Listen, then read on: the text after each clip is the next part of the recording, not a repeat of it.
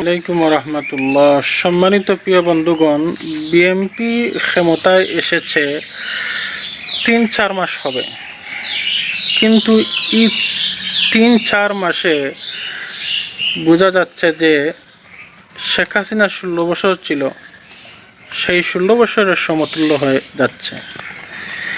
আমি এই কথাটা কেন বললাম দেখেন, যেইভাবে আমাদের সমাজে এখন দেশে উশৃঙ্খলা শুরু হয়েছে, খারাপ কাজ শুরু হয়েছে, চাঁদাবাজি, খুন খারাপি, দর্শন, গণদর্শন শুরু হয়েছে, আমার মনে হয় এই বিএনপি সরকার দেশ চালাতে ব্যর্থ।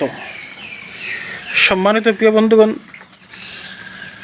গণদর্শন হচ্ছে আমাদের মা বোন এবং ছোট্ট দুধের বাচ্চারাও, কিন্তু কোনো আইনি শাসন ব্যবস্থা হচ্ছে না।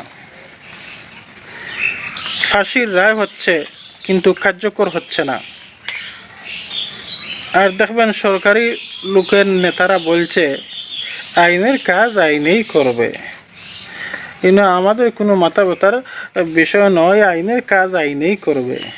কি সুন্দর লাচকা মারে, আইনের উপর দোষারোপ করে হাত পা ছেড়ে দেয়।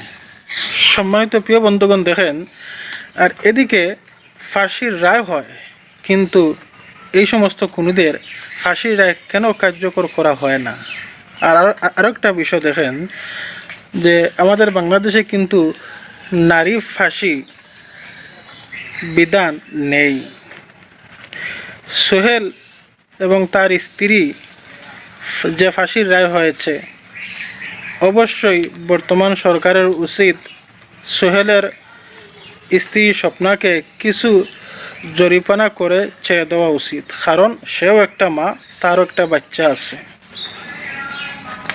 অবশ্যই যারা মহিলা আছে, যত মহিলার ফাঁসি রায় হয়েছে সমস্ত মহিলাদেরকে ছেড়ে দেওয়া হোক, আর পুরুষরা যারা আছে তাদের অপরাধের কারণে যে শাস্তি হয়েছে অবশ্যই তাদেরকে অতি তাড়াতাড়ি কার্যকর করা হোক। না হলে দেখবেন আওয়ামী লীগ ফালানোর পথ পেয়েছে, কিন্তু আমার মনে হয় না বিএনপি তাও পাবে বলে। সবাই সুস্থ থাকেন, ভালো থাকেন। আসসালামু আলাইকুম ওয়া রাহমাতুল্লাহ।